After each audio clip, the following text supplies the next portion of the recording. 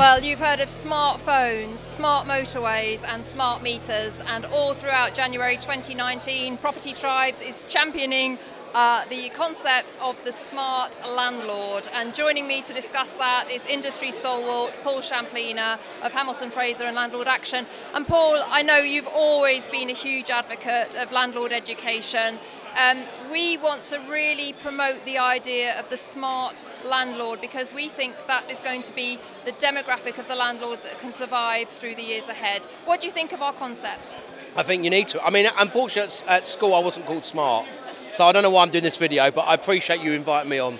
I think, you know what, when I've been public speaking, and we've been around for a long time, Vanessa, from the shows and whatever. And I started Landlord Action up in 1999, 2000, and been doing all these property shows. When I do my talks or whenever I speak to my landlords, and I became a landlord after I set up Landlord Action, and obviously I do a lot of letting agent education. What I try and do is when I do try and speak and I educate and I'm doing talks on a weekly basis, is actually to try and make the landlord streetwise. Yes. And that's where they've got to be. They only turn out to be streetwise when they've taken a hit or something's happened. So what I try and do is that when I do try and, obviously you've seen my presentations, I'm very direct, I tell it how it is. It's not pink and fluffy, okay? But obviously, no one wants to lose money. No one wants to have a property that's unlettable or it's up for rent for ages. No one wants to have a dispute with a tenant with regard to a deposit dispute. So, I think that, you need to be smart, and actually landlords need to put a price on their time. That's the key to it all. If they actually think, I'm struggling here, because most landlords work, well, you know what, I will get I will get a letting agent to fully manage, and I will do loads of research, because the key to me being able to rent my property out, get a decent tenant in, me researching the area and finding out that there is a good tenant demand is actually my letting agent. Okay, that's the most important. If you feel that you want to manage yourself and just use an online agent or a letting agent to let only and fully manage, I think you've got to understand how much man hours that takes. I did a presentation a couple of months ago, and that was to letting agents. I said, how much time would you spend during a term of a let-only tenancy? No one could tell me. So I think actually if a landlord works out the amount of time they spent in fully managing, in calling up contractors, is meeting them, doing the viewings, some landlords are still doing inventories themselves, which makes no sense whatsoever.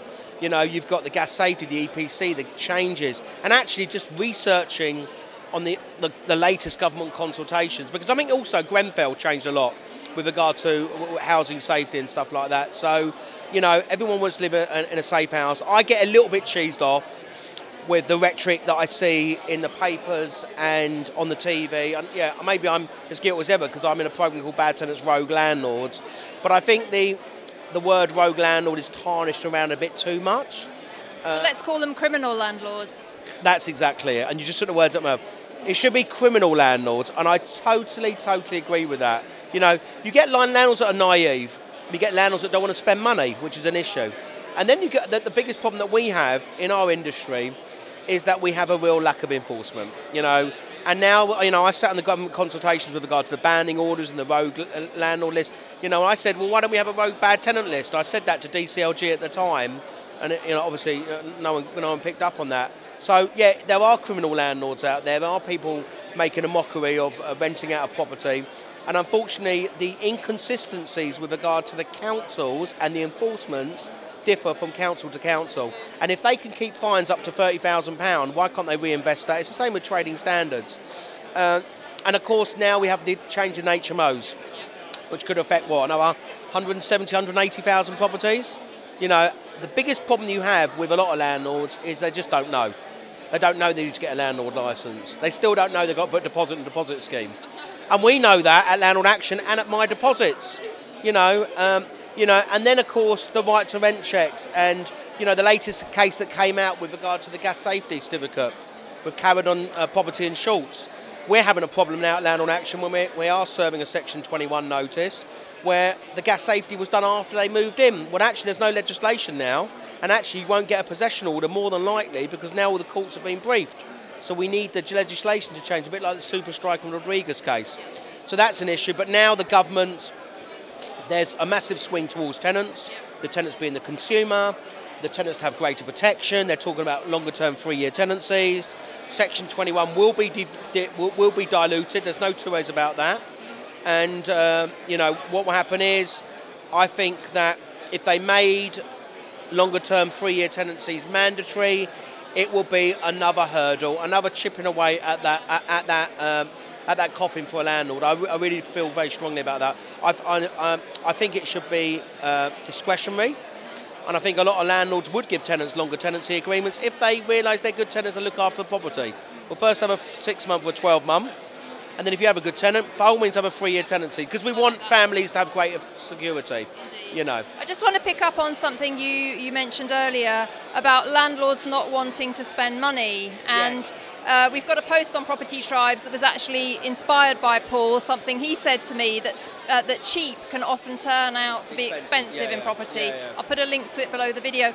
But Paul, do you think the smart landlord in 2019 is actually going to recognise that it's worth paying for professional advice and professional services, because if you get it wrong, it can cost 10 times as much? Well, of course it can. I mean, look, your suppliers around your business are key. So obviously if you rent property out, obviously you're talking about managing agents, they're key. Then of course suppliers, like, you know, no one ever wants to get a problem tenant, but if they do, they know that we deal with it and we do it fixed fees and we just bespoke in dealing with that. A good tax accountant, a good financial, you know, these are really key people. But of course maintenance of a problem is a big concern for landlords, you know, and of course dispute end of tenancy, what's wear and tear, what's betterment, that's an issue. I think that landlords will need to make sure they invest in their properties better if they want to attract those good tenants. Because don't forget, one thing that's going to happen, and I don't think the industry, especially landlords, because a lot of landlords don't know what build to rent is, what's going to happen is there is a lot of institutional investment that's being pumped in with build to rent. And actually, what's going to happen now is, depending on the area you're in, a lot of landlords are going to be competing against build-to-rent operators in city centres. We've been warning them on Property Tribes. Yeah. I mean, I've seen it coming. I work for a lot of build-to-rent operators. We do legal work, and they use my deposit for deposit protection. So we work around the whole business. And actually, if someone's going to pay, and they're looking for the professionals, it's not really affordable renting. But you know, if they're paying 1,800 quid a month, and you're charging £1,700 a month for your property. Well, actually, if I pay 100 quid a month, I'll have on-site security, I'll have a gym, I'll have a swimming pool, I'll have cleaning, I'll have maintenance. You know what, I'll go with that. So you really got to bear in mind, what's your competition out there, how does it stand out? And landlords can't be lazy. Absolutely. Well, fantastic insights there, Paul, as part of our Smart Landlord campaign running throughout January 2019.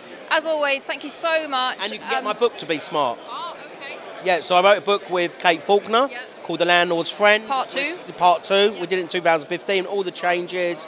It's a guide to guide, the do's and do nots. So when that comes out, we'll send you the link. Fantastic. Okay, so stay tuned. Much more to come from our Smart Landlord campaign running throughout January 2019. So tune in daily. We've got loads more really great insights, and thank you as always to Paul.